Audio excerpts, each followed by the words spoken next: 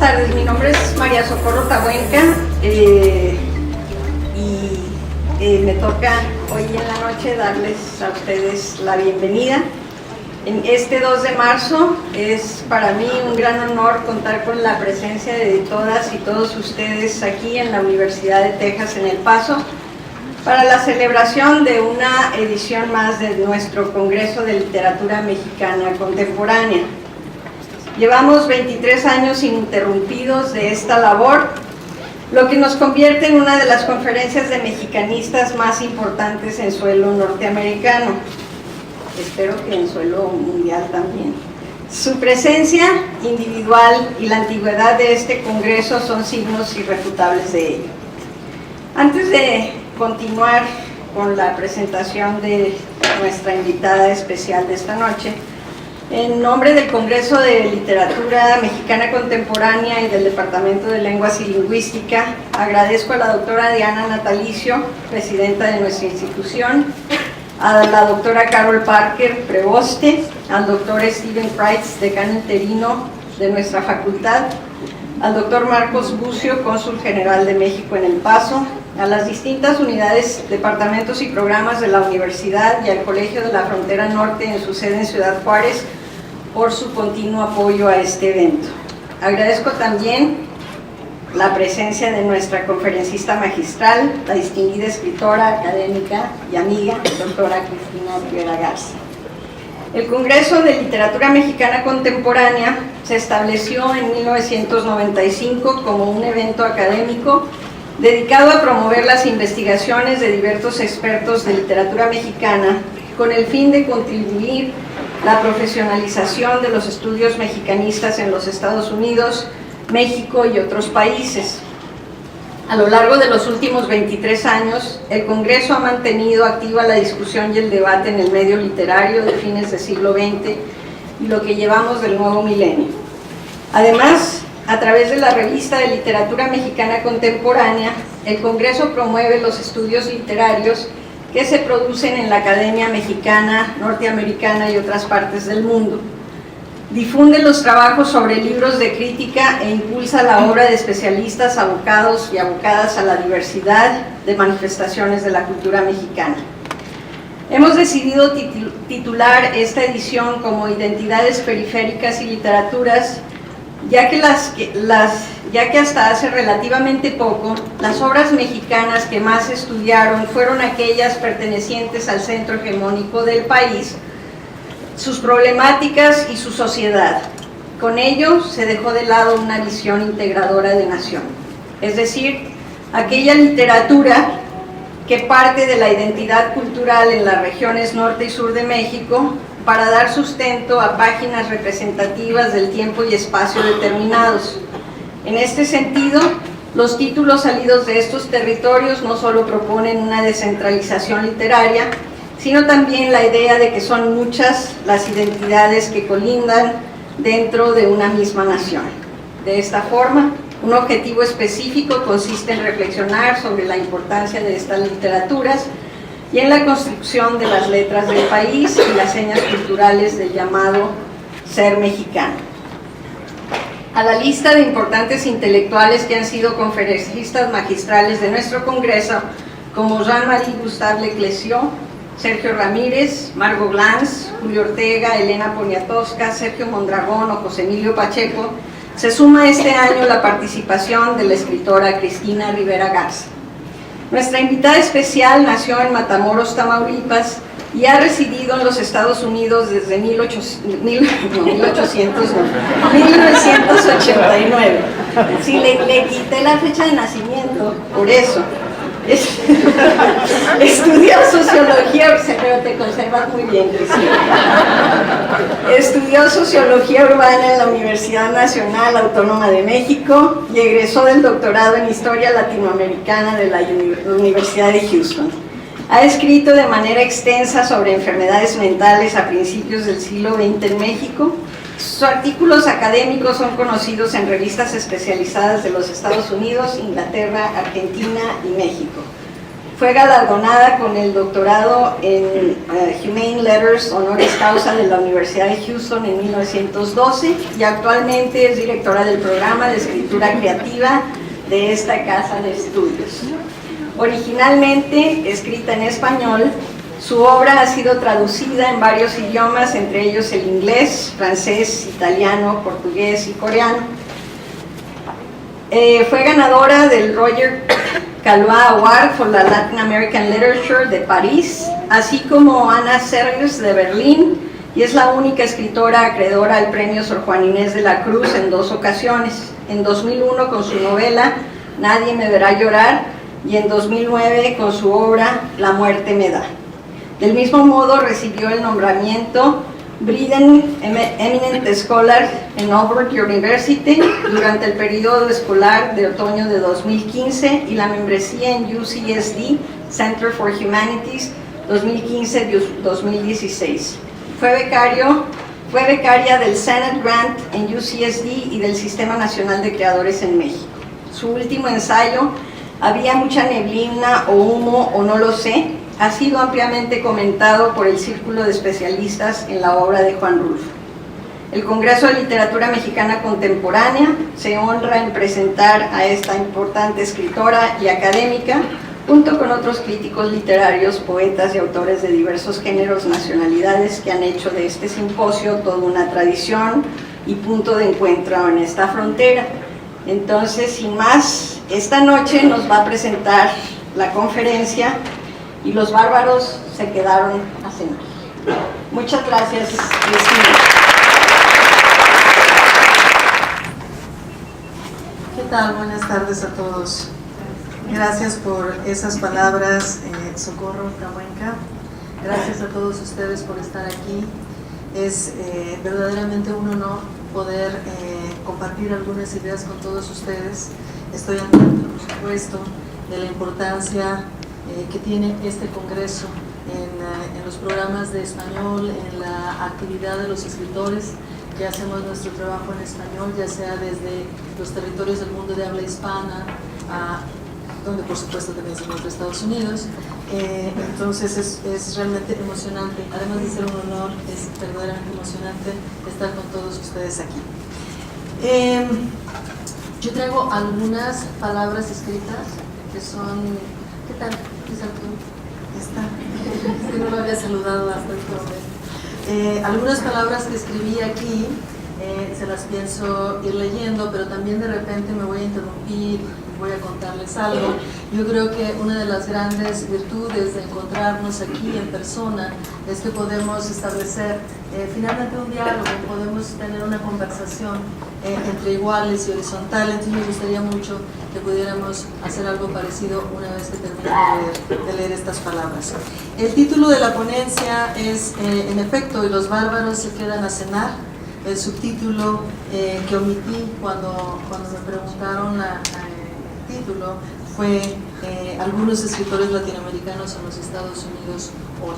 Y al ratito espero que quede claro por qué me estoy incluyendo en este grupo de bárbaros que con frecuencia nos quedamos a cenar. Gracias. Llegaron poco a poco. Al inicio apenas asomaban el rostro y desaparecían otra vez. Su presencia tan discreta como inadvertida. Con el tiempo, sus estancias fueron extendiéndose. Trajeron otro cambio de ropa, algunos libros, cosas sin las que no podrían vivir. No fue mucho después que aparecieron en la cena, departiendo con los otros como si siempre hubieran estado ahí. Pronto, ya nadie les denominó bárbaros. Pronto nos convertimos en uno de nosotros. Podría ser una leyenda si no fuera parte de la vida real. Un buen día, los escritores se quedaron en la academia y los académicos, a su vez, sacaron a relucir los manuscritos que los volvían escritores creativos. Lo que me interesa hacer aquí hoy junto con ustedes es menos señalar las diferencias entre ambos y más volver un poco al recorrido de esa transformación. No solo se trata de cómo los escritores algunos de ellos tan intensamente reacios a la disciplina académica, se acercaron poco a poco a los departamentos de estudios hispánicos o departamentos de español y portugués o departamentos de lenguas romances, hay más títulos, pero esos son los que me vienen a la cabeza ahorita, para desarrollar una vida laboral y una vida también con la escritura, sino también cómo, tal vez y al mismo tiempo, estos mismos programas fueron abriendo un espacio para crear una relación fluida, una relación entretejida entre el estudio riguroso del especialista y el trabajo constante y paciente del practicante. No es, por supuesto, una historia fácil ni siquiera una historia acabada. Se trata, por el contrario, de un inicio apenas, algo que de hecho tiene como uno de sus puntos de origen este campus, aquí la Universidad de Texas en El Paso, que al tanto de su estratégica posición justo en la frontera entre México y los Estados Unidos, entre el español y el inglés, ha sabido aprovechar el talento y la energía que cruza bordos no solo geopolíticos, sino también disciplinarios. Si algo nos ha enseñado este glorioso MFA, Program in Bilingual Writing, es que los escritores, los que así lo desean en todo caso, pueden tener también una casa dentro de la universidad. Menos, eso sí, para adaptarse a las reglas establecidas y más para aportar su visión y sus pedagogías, sus objetivos y sus modos de práctica cotidiana. Fred Moten y Stephen Harney han hablado ya sobre la presencia de los abajocomunes de la universidad, ese grupo de cimarrones embravecidos que, lejos de acomodarse a la deuda universitaria, a la autoridad de la universidad, a la verticalidad de la universidad, emplean su tiempo y sus múltiples saberes para abrir puertas y ventanas. Por ahí, creo yo, entra el aire del presente. Por ahí entra el aire de nuestra contemporaneidad. Hace apenas un semestre iniciamos el primer PhD en escritura creativa en español en la Universidad de Houston. El nombre exacto, y quiero repetirlo aquí para los récords oficiales, es PhD en Estudios Hispánicos con concentración en Escritura Creativa en Español. Y de esto es que también les quiero hablar hoy.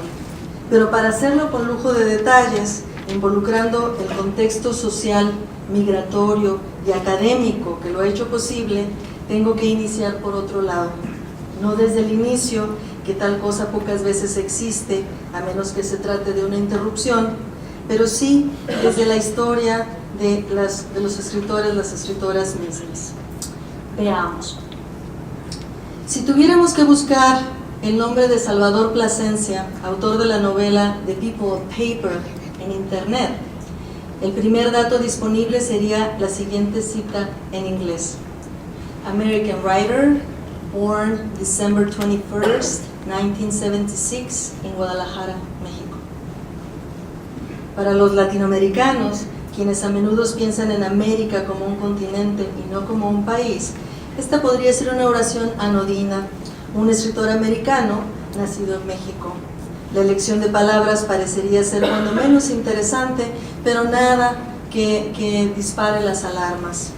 Sin embargo, considerando que para la mayoría de las personas en los Estados Unidos, América es un país y no necesariamente un continente, la oración se vuelve cuando menos inquietante e inevitablemente se entrelaza con las fronteras geopolíticas de nuestro mundo globalizado.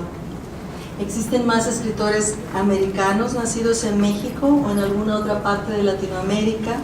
E inversamente, ¿existen escritores mexicanos o latinoamericanos nacidos en los Estados Unidos? Todos los escritores que escriben en español o que escriben en inglés se convierten en americanos, como implica la descripción en la línea de Salvador Plasencia, a fuerza de vivir y publicar en los Estados Unidos. La novela de Salvador, por cierto, es bellísima. En esta participación estoy menos interesada en las políticas de identidad involucradas en estas preguntas y más en los tipos de escritura, las estrategias de producción y distribución textual que ha surgido de la creciente migración de escritores latinoamericanos a los Estados Unidos en el cambio del siglo XXI. Está claro que Cuando Macondo y Se habla español, voces latinas en Estados Unidos, se publicaron en 1996 y en 2000 respectivamente, estas polémicas antologías reflejaron la creciente presencia de los Estados Unidos en el imaginario de los escritores latinoamericanos. Pero como señaló Diana Palaversich en su reseña crítica de estos libros, cito, entre las 36 voces incluidas hay solo 14 voces latinas, es decir, aquellas que pertenecen a la gente de origen latinoamericano nacida o residente en los Estados Unidos. Otras 22 pertenecen a los autores que viven en América Latina y cuya vasta mayoría no ha vivido nunca en el norte. En efecto, muy a la manera de los escritores del boom, a quienes los macondistas percibían como el enemigo canónico al que habían jurado desplazar y reemplazar, algunos de estos autores desarrollaron una frágil e intermitente relación con los Estados Unidos, ofreciendo charlas aquí y allá o dando clases semestres enteros en diversas universidades, pero rara vez estableciéndose de manera definitiva en los Estados Unidos. Son los privilegiados profesores que dan clase, pero que no tienen que asistir a las encarnecidas y muy frecuentes citas de comité, por ejemplo, que todos ustedes que sonrieron saben a qué me refiero, y los que no también. El panorama no podría ser más distinto tan solo 16 años después. Empujados por la crisis económica en España de la última década, una ruta migratoria bien apreciada por muchos escritores latinoamericanos durante el siglo XX, y atraídos por las oportunidades económicas ofrecidas por los departamentos de estudios hispánicos y todas sus acepciones, los cuales por lo regular no requerían ni requieren que los autores hablen en inglés, muchos escritores de Latinoamérica lograron encontrar un lugar para vivir y un lugar para escribir en este país, continuando así con sus carreras como escritores, las cuales siguieron desarrollándose la mayoría de las veces en español y en conversación cercana con tradiciones latinoamericanas.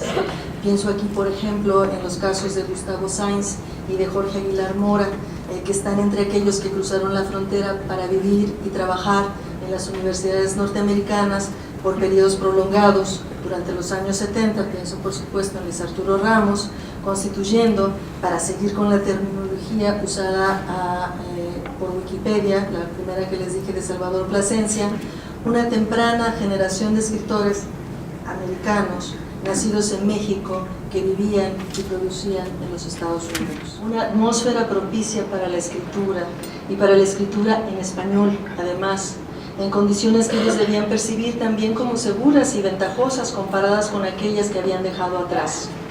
Dos procesos entretejidos se llevaron a cabo a principios del siglo XXI. Por un lado, el surgimiento o el agenciamiento, como en el caso de UTEP El Paso, de programas de MFA en escritura creativa en español, y por otro, y de manera simultánea, el creciente reconocimiento en el campo literario de que la escritura y la academia no son necesariamente arenas opuestas, sino con toda seguridad complementarias.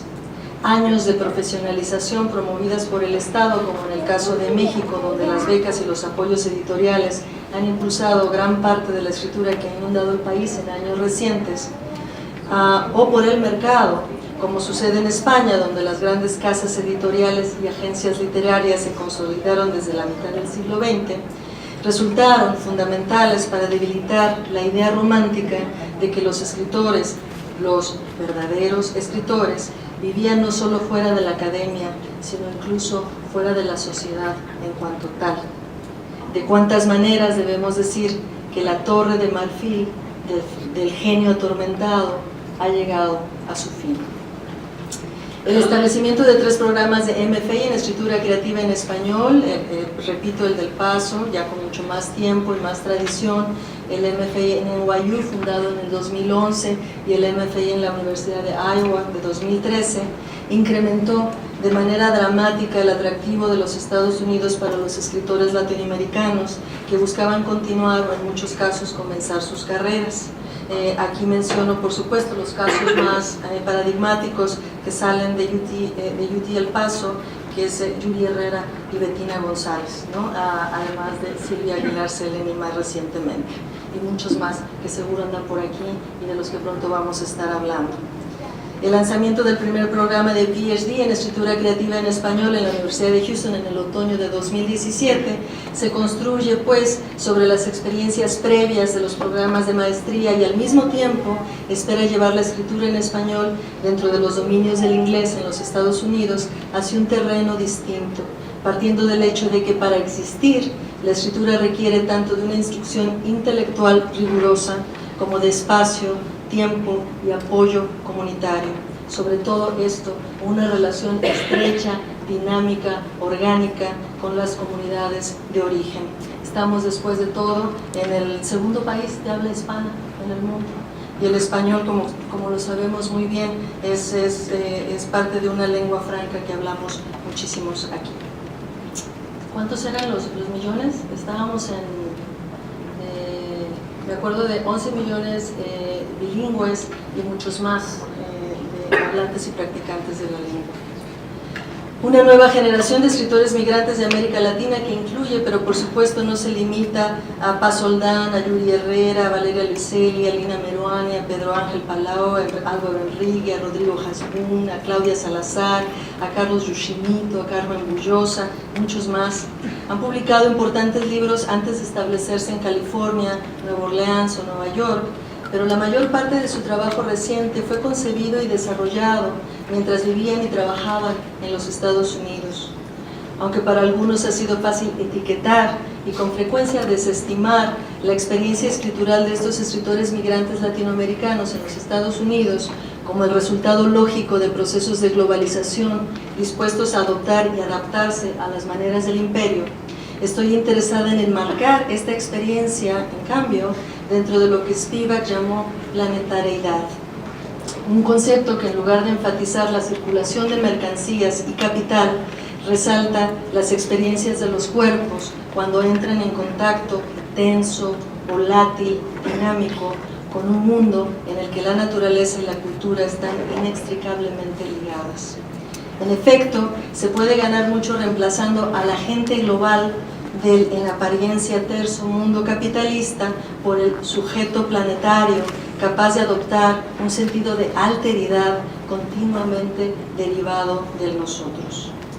El cruce de fronteras planetarias entre Latinoamérica y Estados Unidos involucra, por supuesto, una operación geopolítica con la colonialidad y sus límites.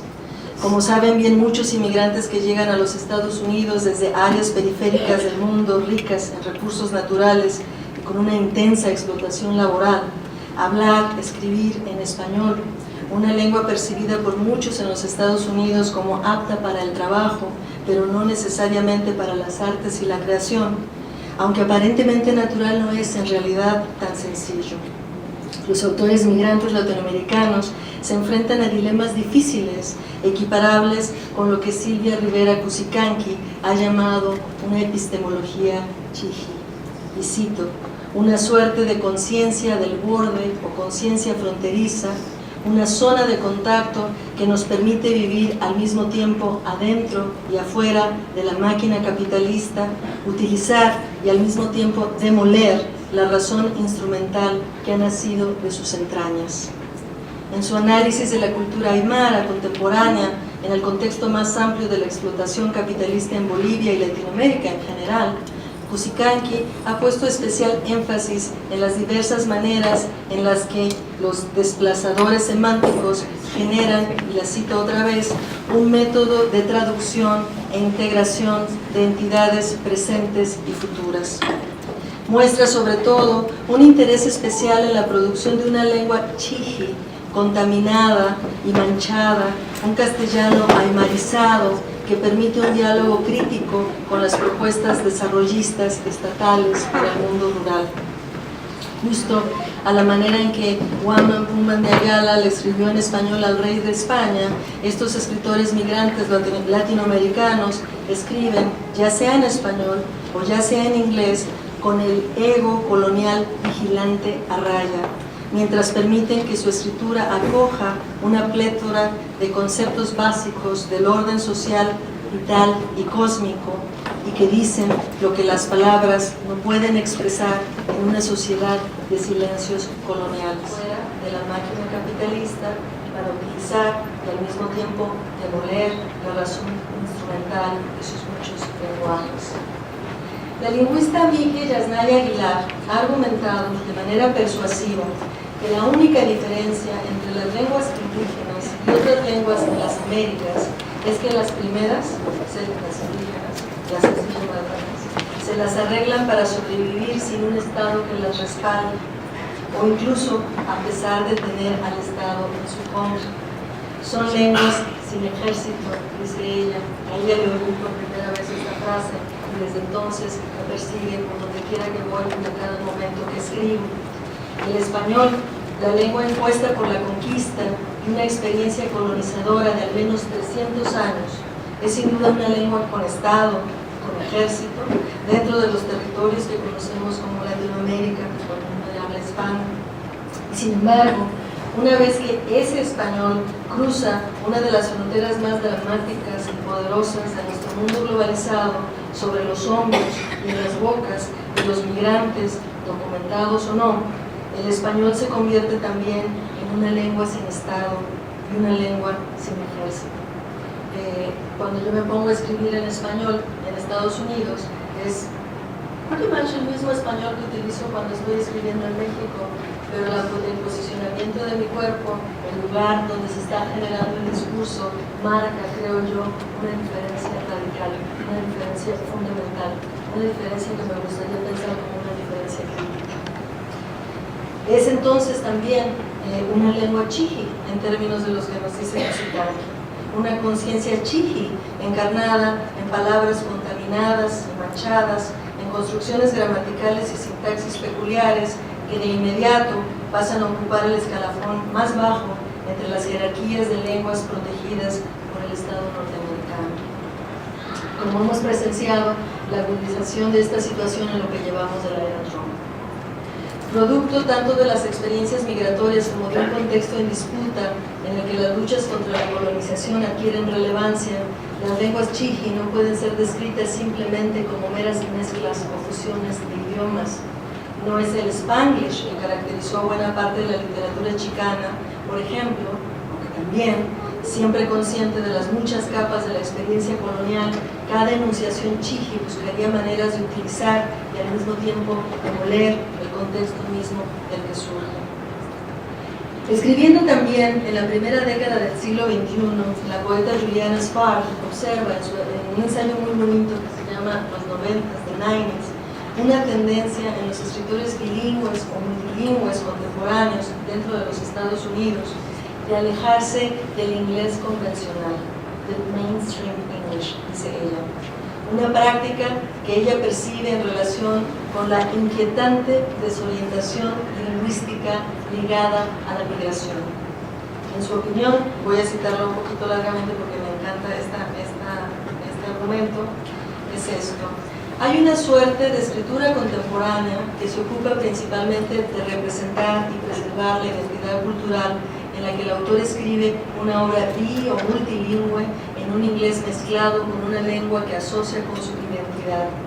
O en el caso de lo que con frecuencia es llamado experimental, el autor ataca las convenciones de la lengua inglesa y escribe en un inglés alterado.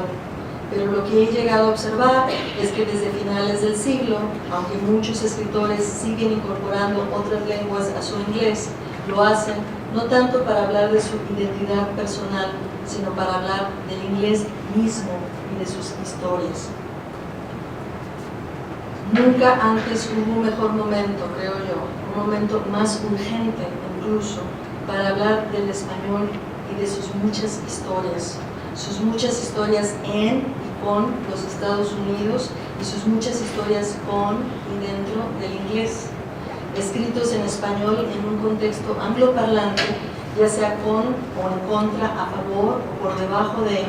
Las obras de estos escritores migrantes latinoamericanos contienen rastros, marcas materiales, hendiduras, trazas de la mirada de estrategias de oposición, de adaptación, en pocas palabras, de negociación, en las que voluntaria o involuntariamente, consciente o inconscientemente, estos escritores participan.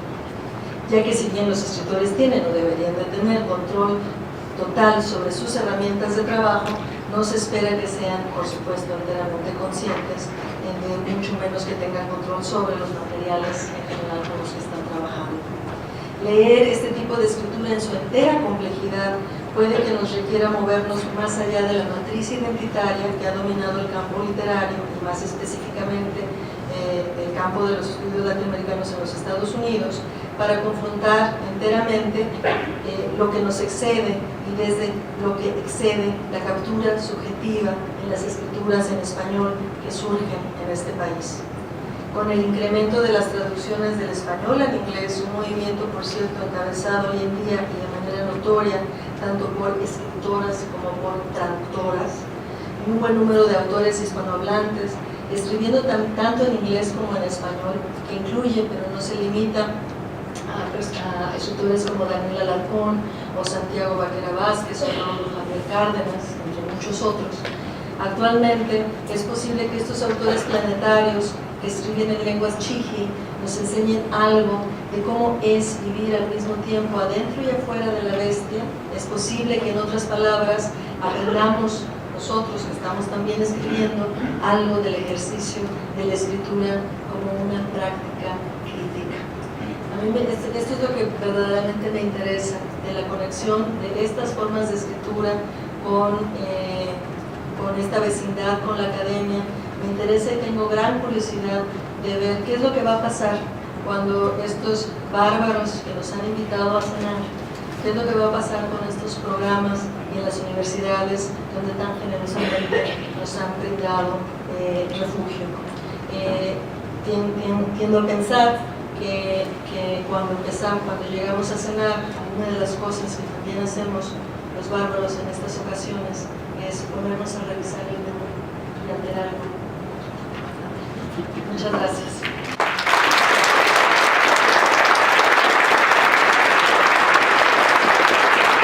Bueno, se abre la sesión para preguntas, por favor. Y yo creo que yo me regreso. Cargados por una serie de estímulos en nuestra vida cotidiana. Usualmente, por lo regular, si somos más o menos funcionales, todos esos estímulos pues se transforman en muchas otras cosas, los normalizamos de muchas maneras, ¿no? Yo creo que de las cosas que a mí me mantienen escribiendo son precisamente esos estímulos o esta relación con lo real que no me puedo explicar, que no tiene una respuesta sencilla y es parte de ese enigma, de esa incomodidad, de ese estar fuera del lugar, de esta especie de que estoy tratando de hacer esta relación con el ser bárbaro, ¿no? Con el estar, el no venir de los lugares centrales de producción de poder, lo que a mí me mantiene pensando. La inspiración para muchas otras cosas, como la de participar en este doctorado de estudios de escritura creativa en español en la Universidad de Houston, yo creo que también vienen de mi militancia y de mi activismo. Yo no creo que participar en ese tipo de programas me esté quitando tiempo de escribir. Yo creo que es parte de estar escribiendo de otra manera y de estar escribiendo también con otros. Creo que como escritores tenemos una deuda enorme con las comunidades de las que venimos, a las que nos debemos, a las que tenemos que servir, y lejos de pensar que es una deuda que tengamos que saldar, estoy muy de acuerdo con Fred Moten y con Stefan Harney cuando dicen que en realidad lo que tendríamos que hacer es aumentar esa deuda, volverla cada vez más grande, hay que volverla impagable, hay que volverla así de tal manera que lo único que podamos hacer sea no entrar en relaciones comerciales, sino en relaciones de trueque, ¿no? En relaciones igualitarias, a ese nivel también. ¿Cómo ven? ¿Más preguntas o nos pasamos directamente a algo que va a suceder ahorita y que Socorro les va a avisar? Sí. Bueno, quisiera felicitarte por la charla tan narrativa. ¿Ya? Yo tengo una inquietud muy precisa. ¿Cómo ves tú en lo que has dicho está implicada una idea de América Latina como país, ¿no? No sé, medianamente entendí. ¿Nos podrías hablar más de este contexto problemático entre las lenguas que cruzan una frontera y se quedan sin esa gubernamentabilidad, ese ejército que no la respalda en el contexto latinoamericano, porque me parece que hay una experiencia latinoamericana para los escritores mexicanos que a veces no valoramos lo suficiente para apropiarnos de ella, porque nos pertenece de alguna manera, ¿no? Las lenguas que se practican en México, especialmente en el estado de Oaxaca, y en su caso especialmente con el mije. Y fue a partir de esta relación que ella concebía y estructuraba de una manera bastante clara. Me está dando ahorita el sol, parece que tengo pero está bien, me siento importante, Socorro, y lo que me parecía es que muchas de las características que ella estaba mencionando, de hecho estábamos mencionando en la conversación, tenían que ver con procesos a los que yo me sentía, con los que me sentía muy identificada en el mismo proceso creativo dentro de los Estados Unidos. Gracias. Le atinamos. Lo que me interesa sobre todo resaltar es que, por supuesto, vivimos en este país, practicamos, o al menos lo tengo que decir en primera persona, me interesa escribir en español, me interesa seguir desarrollando una relación viva, constante, con tradiciones del mundo de habla hispana, pero de la misma manera estoy viviendo aquí, tengo toda una vida desarrollada aquí. Entonces el escribir en español, lejos de ser algo natural o un destino indicado porque nací en el norte de México, realmente me gusta percibirlo más como una decisión que estoy tomando día con día en el presente, ¿no? Y es una decisión que tiene que ver, por supuesto, con identificaciones y desidentificaciones estéticas, pero también con posturas políticas. Me parece que especialmente en el mundo que vivimos ahora, en Estados Unidos, uno de los importantes gritos de batalla, es decir, que esta lengua que es con mucho orgullo una lengua de trabajo, es también con mucho orgullo una lengua compleja que nos permite la reflexión y la creación. Y yo creo que independientemente de las posturas ideológicas de muchos de los escritores que escriben en español en Estados Unidos, independientemente de cuál sea su posición respecto al mundo en general, el hecho de que estemos escribiendo en español y participando de esta conversación más amplia es una postura política y hay que leerla como tal. No estoy diciendo que aquellos que estén escribiendo en inglés, porque los hay, va a haber todavía más, sean una especie de traidores que son inmediatamente conservadores, no lo creo así. Yo creo que hay maneras de apropiarse y de subvertir esta otra lengua con la cual estamos viviendo y que también nos determina continuamente.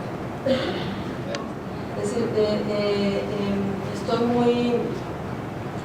A pesar de que en varias de las cosas que he escrito he estado visitando varios conceptos o varias definiciones de qué es lo común, ¿no?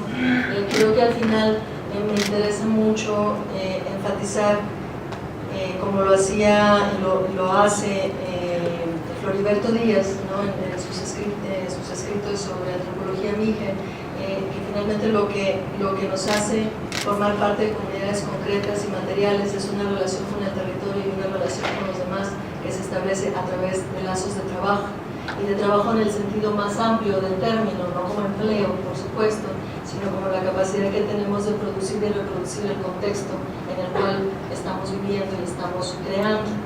Entonces, creo que con una idea de comunidad en este sentido, me estoy tratando de ligar menos a una noción preestablecida y más a un proceso en el que contextos internos y externos tienen que estarse tomando continuamente en cuenta para tomar decisiones que son eventualmente decisiones políticas, que tienen que ver con el posicionamiento de nuestro cuerpo, con el lugar, el momento y las relaciones que establecemos para poder generar discursos en general.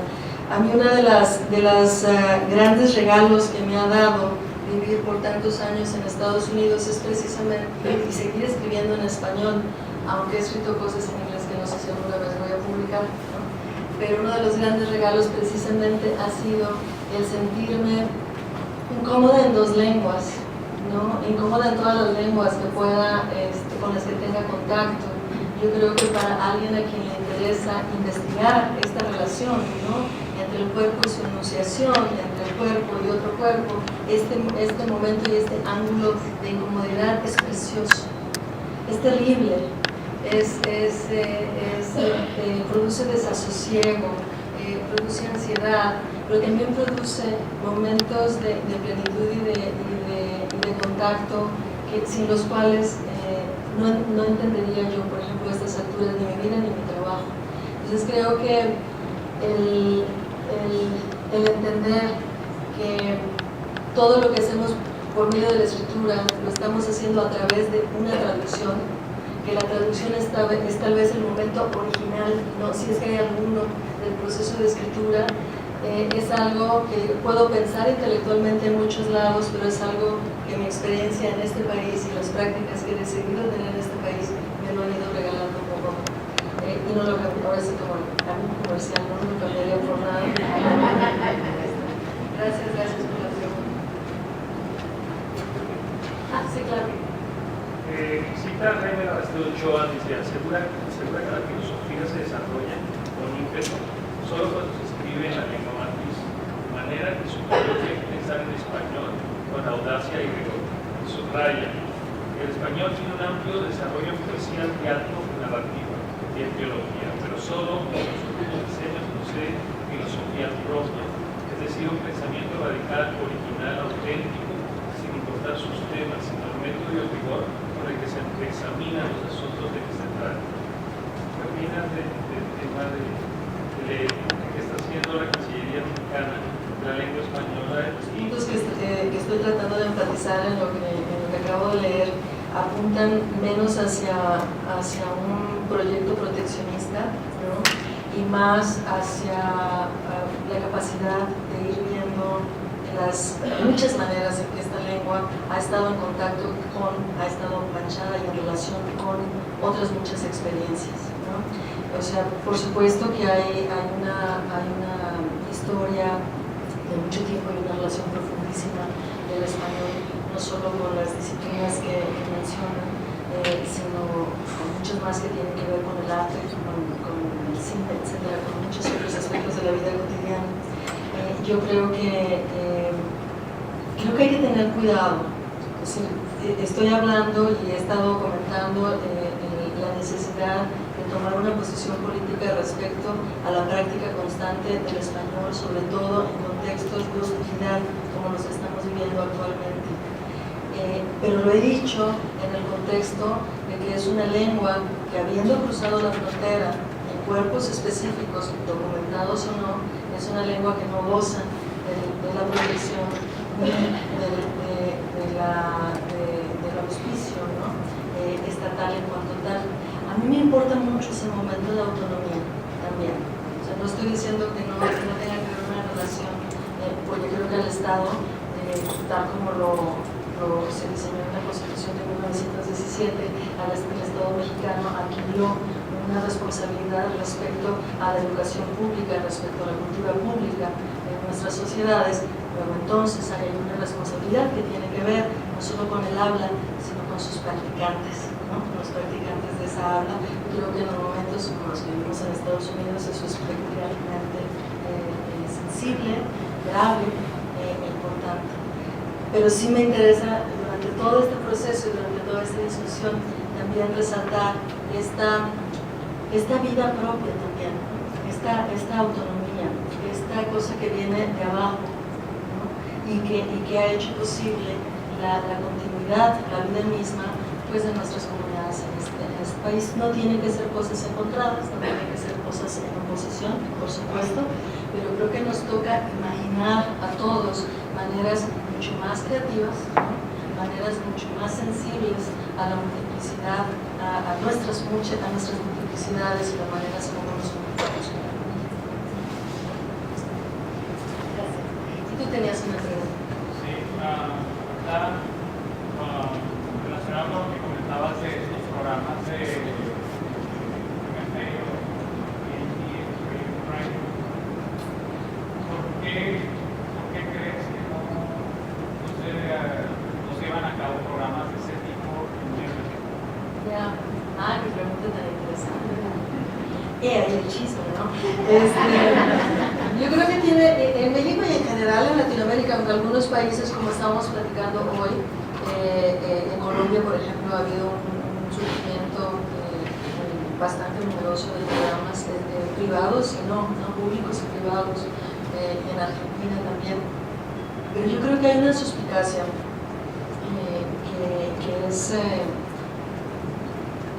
que es importante y que es larga, ¿no?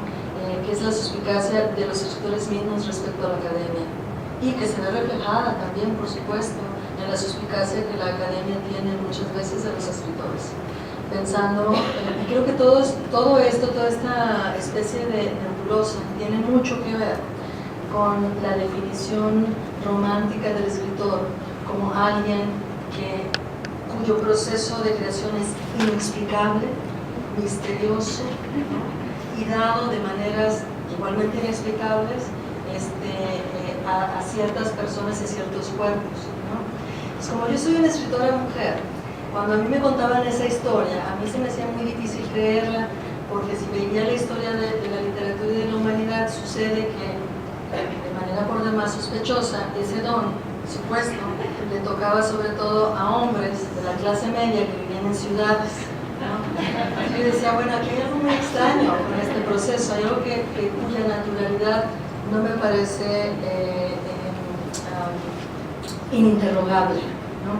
Entonces digamos que creo que si empezamos a interrogar este estereotipo, y si empezamos a ver, a considerar, ¿no?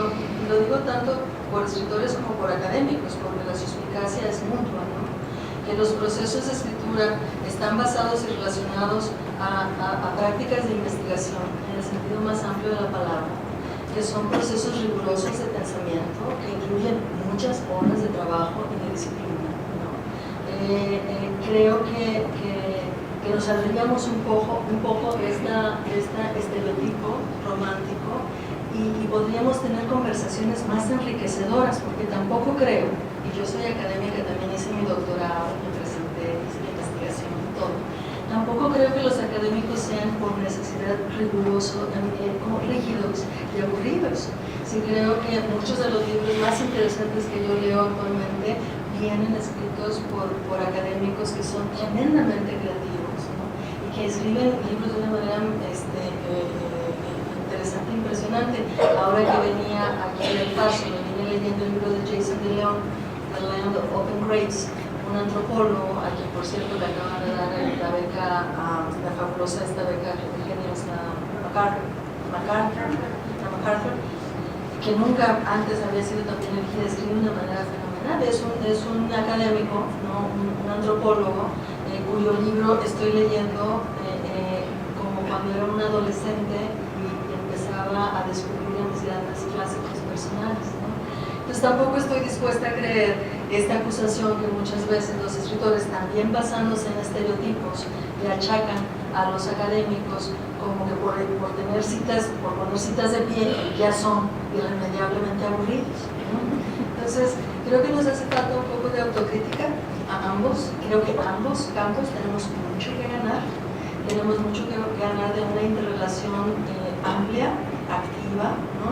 Y no solo entre nosotros, sino con otros campos, con otros saberes, con otras prácticas. Creo que ambos tenemos mucho que ganar con una relación más orgánica, más entera con nuestras comunidades. Las universidades con mucha frecuencia nos quedamos nada más en nuestro campus y se nos olvida que la razón por la que estamos aquí, la razón por la que estamos escribiendo, la razón por la cual estamos dando discursos, estamos participando en un proceso pedagógico y de enseñanza, es porque somos parte de otros, ¿no? Entonces, creo que una conversación por ahí, yo le veo muchas posibilidades de que nos resulte benéfica a todos los involucrados. Bueno, un poco de ahí les comentaba hace rato de mi idea de que este tipo de programas, al menos desde mi punto de vista, es parte de mi activismo, es parte de mi pasión, no está opuesto para nada a los procesos de escritura, lo alimentan, de hecho. Aquí tan tiempo, pero bueno, no lo recuperan de otra manera. Sí. Solamente le quería preguntar si a través de su carrera en este país ha encontrado mucho sexismo y racismo en mujer. Yo soy historiadora de profesión, de profesión académica. Entonces mi historia laboral incluye sobre todo relación en departamentos de historia y después en departamentos de escritura creativa, ¿no? En departamentos de inglés. Es la primera vez ahora recientemente que estoy participando en departamentos de estudios hispánicos. Pero uno de los aspectos que para mí ha sido muy importante, yo como decía Socorro Tahuanca, hace ratito llegué en 1800 y algo a este país, todavía me veo más o menos, ¿no? Pero una de las cuestiones que no sabía yo cuando decidí establecerme acá, porque finalmente no es un momento en específico, son muchas decisiones recurrentes, pero una de las cosas que creo que habría sido mucho más difícil en mi país de origen, que es México, es ser el tipo de mujer y el tipo de escritora que soy. Me habría tomado mucho más tiempo tener que estarme relacionando de manera, tener que estar peleando, ¿no? Con muchas de las cosas que veo y que experimento también cuando voy de regreso. Ahora, claro, entiendo que el mundo en el que vivo aquí, en el mundo que es sobre todo un mundo de campuses y de universidades, no es para nada un mundo perfecto, y por supuesto que hay sexismo, y por supuesto que hay racismo, y por supuesto que existen todas y cada uno de los elementos que uno se topa, con los que se topa fuera del campus, ¿no? Somos parte de una comunidad, la universidad está cruzada por cada uno de estos elementos, y creo que también es parte de nuestra lucha, ¿no? El primero identificarlos, el denunciarlos y el hacer todo lo posible para que ese tipo de relaciones dejen de tener la prominencia que por supuesto en muchos casos todavía se tiene.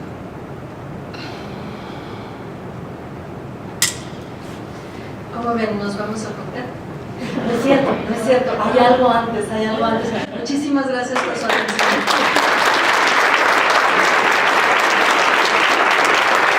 Por eso estamos haciendo tiempo, no crean ustedes que estamos aquí.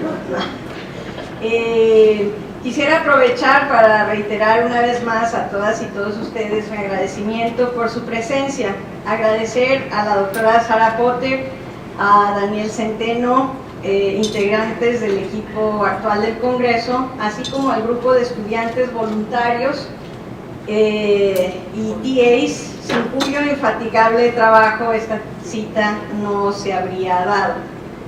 Quisiera llamar a pasar a los nacidos en 1700, al licenciado Rubén Leiva, si me hace favor, al escritor Sergio Mondragón también, si me hacen favor.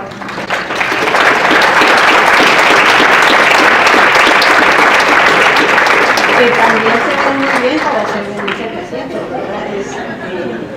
Y decir, y por supuesto al maestro Luis Arturo Ramos, me hubiese encantado también invitar a pasar al doctor Fernando García, que con el maestro Luis Arturo Ramos son los creadores de esta obra. Y me gustaría también que ninguno de ellos sabía que los iba a invitar a pasar, y menos a esta última persona que voy a invitar a pasar, y ahorita les digo por qué, al doctor John Amaste, que está aquí con nosotros.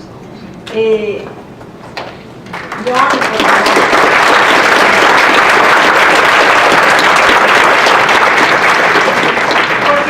llegar a la edición 23 del Congreso y al número 72 de la revista no habría sido posible sin la tenacidad del doctor Fernando García, del profesor Luis Arturo Ramos, así como al tercero en Concordia, el licenciado Rubén, no en discordia, con Concordia, el licenciado Rubén Leiva, editor, impresor y ante todo colaborador y amigo de esta aventura, junto con los escritores Saúl Ibargoyen y Sergio Mondragón.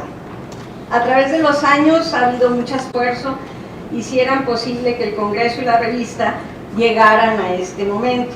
Esta noche, además de celebrar la presencia de ustedes y de Cristina Rivera Garza entre nosotros, quisimos aprovechar para celebrar de manera especial al maestro Luis Arturo Ramos por sus 25 años de trayectoria en esta universidad y 23 de los cuales ha invertido en este proyecto. Invité a pasar al doctor Amaste porque me dijo, ¿cómo que ya se jubiló? Si yo lo contraté. Entonces, por ser el hacedor de este milagro, y por ello queremos presentarle con un pequeño detalle de nuestro agradecimiento, que es una placa que dice más o menos lo que está en las postales que tuvieron ustedes. The Department of Language and Linguistics, Revista y Congreso de Literatura Mexicana Contemporánea, otorga el presente reconocimiento a Luis Arturo Ramos, alarife del lenguaje, senderista de sueños y revoluciones, sensei de incontables escritores que llegaron con el cuaderno en gris y lo llevaron en blanco y negro. Historia viva para las letras de esta universidad, ejemplo perdurable del poder de la palabra. El Paso, Texas, marzo 2018.